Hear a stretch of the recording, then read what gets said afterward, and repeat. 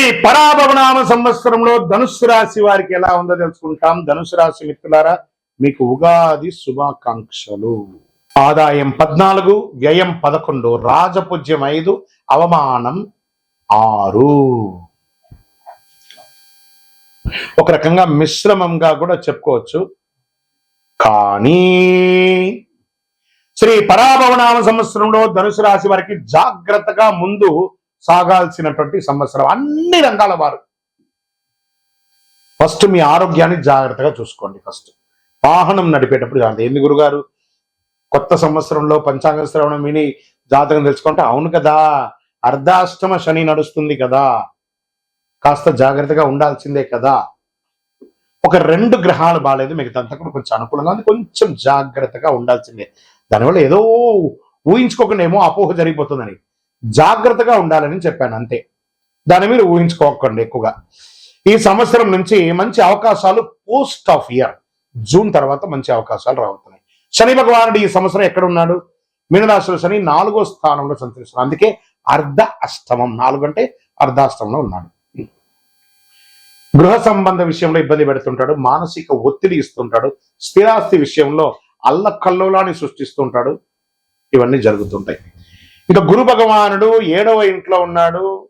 June 2 గురు 8వ ఇంటికి, October 31 గురు 9వ ఇంటికి, జనవరి 25 8వ ఇంటికి ఫలితాన్ని ఇస్తున్నాడు. ఆధ్యాత్మిక ఆసక్తి, అదృష్టం క్రమంగా పెరుగుతుంది, గురువుల ఆశీర్వాదం పెరుగుతుంది, వివాహ యోగం, సంతాన యోగం పెరిగే అవకాశాలు ఉన్నాయి. ఇక్కడ జాగ్రత్తగా ఉండాల్సింది. రాహు కేతు యొక్క సంచారం ఎలా ఉందంటే, సంవత్సర ప్రారంభంలో రాహు 3వ ఇంట్లో, కేతు 9వ ఇంట్లో. డిసెంబర్ 6 రాహు 2వ ఇంట్లో, కేతు 8వ ఇంట్లో. ఫలితం ధైర్యం పెరుగుతుంది, కుటుంబ విషయంలో జాగ్రత్త, మాటలో నియంత్రణ, నూతనంగా వివాహం అయ్యి లేదా వివాహం కావాల్సిన వాళ్ళు మాట్లాడుకునేటప్పుడు అదుపు తప్పకండి, మీ లిమిట్స్ క్రాస్ చేయకండి, దానివల్ల దూరం అయ్యే అవకాశాలు ఎక్కువ ఉన్నాయి ఈ సంవత్సరం. సరే, ఈ సంవత్సరం మాటలో నియంత్రణ చాలా అవసరం, బాగా నియంత్రణ అవసరం. ఆదాయం మితంగా ఉంటుంది, ఖర్చులు పెరుగుతుంది, పెద్ద గొప్ప ఆదాయమే ఉండదు ఈ సంవత్సరం. పెట్టుబడులు జాగ్రత్త. ఎవరినైనా నమ్మి పెట్టుబడి పెట్టేటప్పుడు 1 సారికి 2 సారికి 3 సారికి 4 సారి ఆలోచించి పెట్టుబడులు పెట్టండి. ఉద్యోగ విషయంలో అసాంఘికమైనటువంటి కార్యక్రమాలకి పాల్పడకండి. ప్రభుత్వ ఉద్యోగంలో మీ ఉద్యోగం కూడా పోయే అవకాశాలు ఉన్నాయి.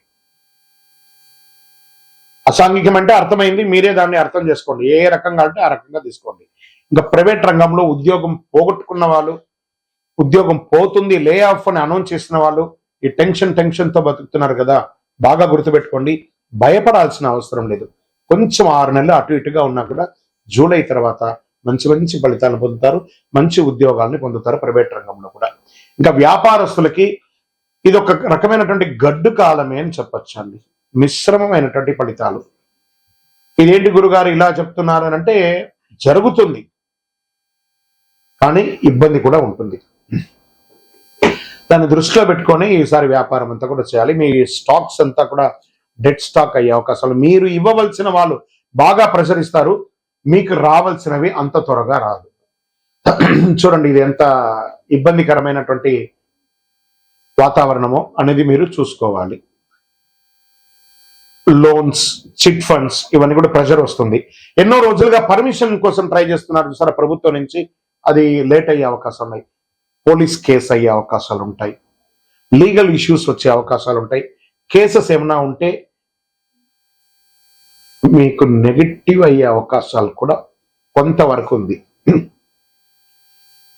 కాబట్టి ధనుసు రాశి మిత్రులారా, కొంచెం ఈ సంవత్సరం జాగ్రత్తగా ఉండండి, జాగ్రత్తగా ఉండండి, అంతే. ఉండడం చాలా మంచిది అని కూడా చెప్పడం జరుగుతుంది. షూరిటీ సంతకాలు ఎవరికి పెట్టకండి. మీ స్కూటర్ కానీ మీ కార్ కానీ ఎవరికి ఇవ్వకండి. ఇతరులు వాడి దానివల్ల వచ్చే లీగల్ ఇష్యూస్ కూడా మీరు భరించే అవకాశాలు ఎక్కువ ఉన్నాయి, అది కూడా జాగ్రత్తగా ఉండండి. ఇంకా ఆరోగ్యానికి వచ్చేటప్పటికి నడుము నొప్పి, కడుపులో సమస్య, కంటికి సంబంధించినది, ఆహార నియమాలు, ఈ రోడ్ సైడ్ ఫుడ్ అంతా కాస్త జాగ్రత్తగా అవాయిడ్ చేయండి. ఎంత వీలుంటే ఫుడ్ని కంట్రోల్ చేయండి, అంత బాగుంటారు. వ్యవసాయదారులకి మిశ్రమ ఫలితాలు ఉన్నాయి. ఇంకా సర్వీస్ సెక్టార్లో ఉన్న వాళ్ళకి కొంచెం ఇది మిశ్రమంగానే ఉంటుంది. సర్వీస్ సెక్టర్ లో కళాకారులకు కూడా మిశ్రమమే చెప్పచ్చు. ఇంకా రంగం, మీడియా రంగం వారికి కాస్త ఊరట, గొప్పగా లేదు, ఊరట మాత్రమే. స్పోర్ట్స్ రంగం వాళ్ళు కొంచెం రాణించే అవకాశాలు కనబడుతున్నాయి ఈ సంవత్సరం. ఇదంతా కూడా జూన్ తర్వాత అన్ని మారుతాయి, మీరు టైం ఎక్కడెక్కర్లేదు. విదేశాలకి వెళ్ళాలనుకున్న వాళ్ళకి ఎప్పటికీ మా వీసా రిజెక్ట్ అవుతూ ఉందండి, జూన్ తర్వాత అప్లై చేయండి, బాగుంటుంది. అక్కడి నుంచి ఎక్కడికి రావాలా, ఇబ్బంది పడకుండా ఉంటుంది. అక్కడ ఉద్యోగాలు లేకుండా మా వీసాలన్నీ బ్లాక్ అయిందని, మాకు ఉద్యోగాలు లేకుండా, అన్ని జూన్ తర్వాత బాగుంటాయి. జూన్ వరకు గట్టిగా స్ట్రాంగ్ గా ఉండాల్సిందే మీరు, అంతే. ఇంకా విద్యార్థులు ఇప్పుడు పరీక్షా సమయం కాబట్టి చాలా జాగ్రత్తగా చదవండి. నెక్స్ట్ ద మినిట్ మీరు గెలుస్తారు, కానీ చాలా కష్టపడి గెలవాల్సిన పరిస్థితి. ఇంకా నక్షత్ర వారిగా ఎలా ఉందంటే, మూలా నక్షత్ర వారికి జీవితంలో మార్పులు, ధైర్యం అవసరం, ఆధ్యాత్మిక ఆసక్తి పెరుగుతుంది.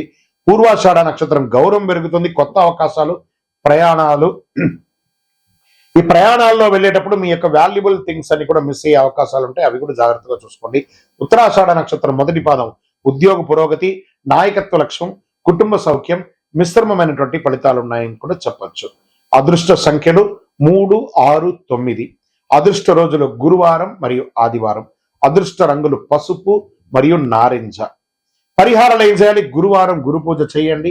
శని భగవానుడికి అర్ధాష్టమ శని వచ్చింది కదా, దేహి మే బుద్ధి వైశిష్ట్యం, దేహి మే నిత్య యవ్వనం, దేహి మే పరమానందం, దేవదేవ శనైశ్వర దేవదేవ జగత్పతే అని శని భగవానునికి ప్రతిరోజు 19 ప్రదక్షిణాలు చేయండి. ఒక 48 రోజులు, ఉగాది నుంచే ప్రారంభించండి. 48 రోజులు వదలకుండా 19 ప్రదక్షిణాలు చేయండి.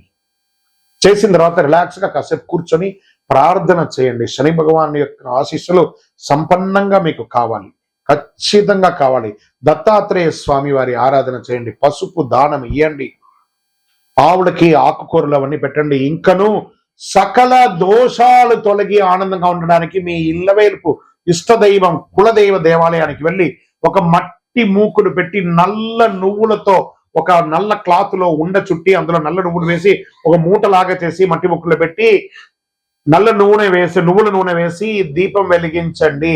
ఇంకనూ పరిహారం కావాలి గురుగారు మాకంటే, అతి శక్తివంతమైనటువంటి శని ప్రీతి కోసమే ఉన్నటువంటి శక్తి మాల ఇది.